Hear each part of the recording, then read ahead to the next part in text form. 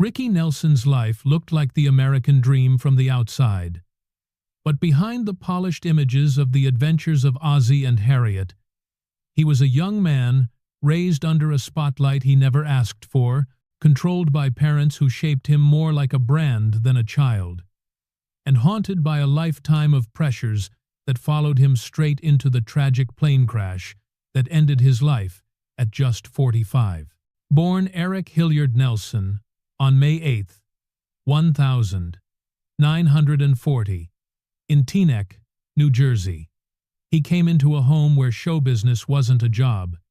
It was the family identity, carved out long before he took his first breath.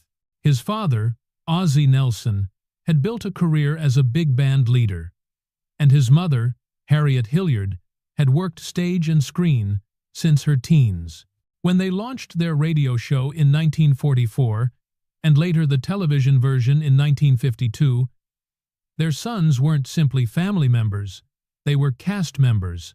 Ricky didn't get bedtime stories or bike rides the way other kids did.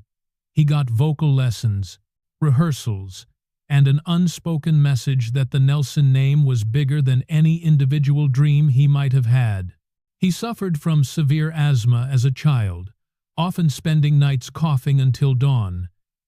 But instead of rest, he was pushed to continue recording lines or appearing on set. Ozzie controlled every detail.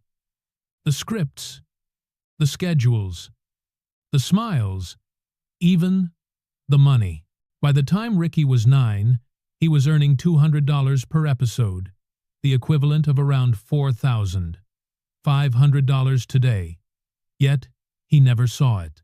Ozzie controlled all finances, and even as the show became a massive hit with nearly 20 million listeners, then viewers, Ricky was handed only a tiny allowance, so small that at 16, with over $500,000 in his name, he had to dig through empty soda bottles to scrape together enough change to take a girl to a movie.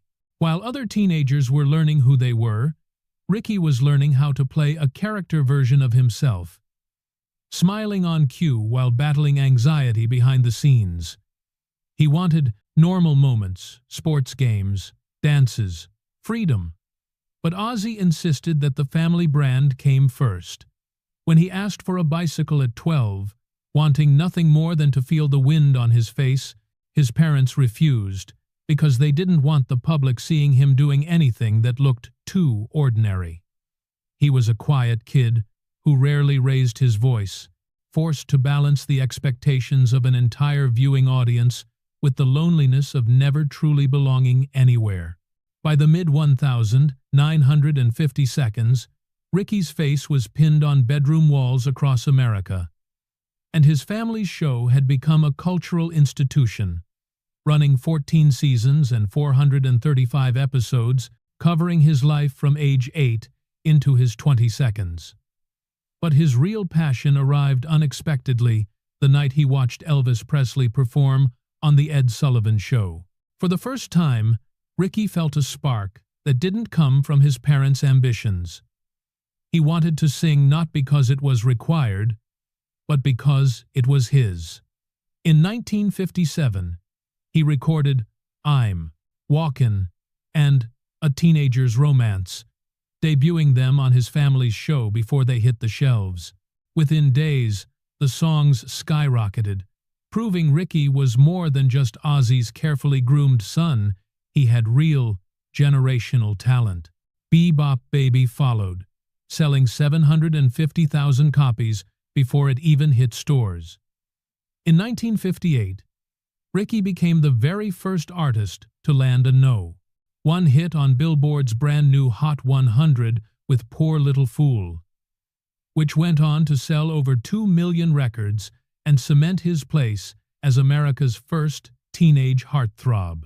Crowds at his concerts grew so wild that police had to physically drag him off stage, and in one New York performance, over 10,000 screaming fans surged so hard that officers had to form human barricades. Yet fame only deepened the divide between the star the world adored and the young man still living under his parents' control. Through the late 50 seconds and early 60 seconds, Ricky scored hit after hit, Lonesome Town, It's, late, Travelin' Man, Hello Mary Lou, while making a respected leap into acting, especially in 1959's Rio Bravo, where his performance alongside John Wayne and Dean Martin earned him a Golden Globe nomination. But Hollywood's narrow vision kept him boxed into teenage roles, and the arrival of the Beatles made his clean-cut image feel outdated overnight. Determined to evolve, Ricky formed the Stone Canyon Band in the late 60 seconds, becoming a pioneer of the California country rock sound that would eventually influence the Eagles and Linda Ronstadt. But reinvention came with backlash. In 1971, when he walked onto the Madison Square Garden stage with long hair and a new sound, the crowd booed him for not being the boy from the 50 Seconds. The pain of that night inspired him to write Garden Party, which became a top 10 hit in 1972 with its famous line, "You can't please everyone, so you've got to please yourself." His personal life, meanwhile, was unraveling. He married Kristen Harmon in 1963, and though they had 4 children, Tracy, Gunnar, Matthew, and Sam, the relationship collapsed under the weight of substance issues, financial battles, and constant touring. Their divorce in 1982 drained more than $1 million in legal fees and left him with $4,000 in monthly support payments. A paternity scandal in 1981 confirmed he had fathered a son, Eric Jude, though the boy was later excluded from Ricky's will. His final years found stability only in Helen Blair, a devoted partner who traveled everywhere with him, though his mother Harriet refused to accept her. On December 31st, 1985, Ricky, Helen, and 5 band members boarded a plane in Texas, despite a heater known to malfunction. Mid-flight, the heater caught fire, and the cabin filled with smoke. The pilots survived, but Ricky and the others died when the aircraft went down in a field near DeKalb, Texas.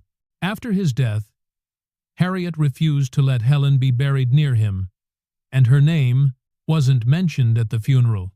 Years later, hidden royalty accounts revealed more than $12.7 million in unpaid earnings buried in old contracts, money Ricky never knew he had while he spent his adult life struggling to stay afloat. In the end, America saw a charming star with a guitar, but behind the applause stood a man who spent his entire life trying to breathe in a world that never once gave him room to grow.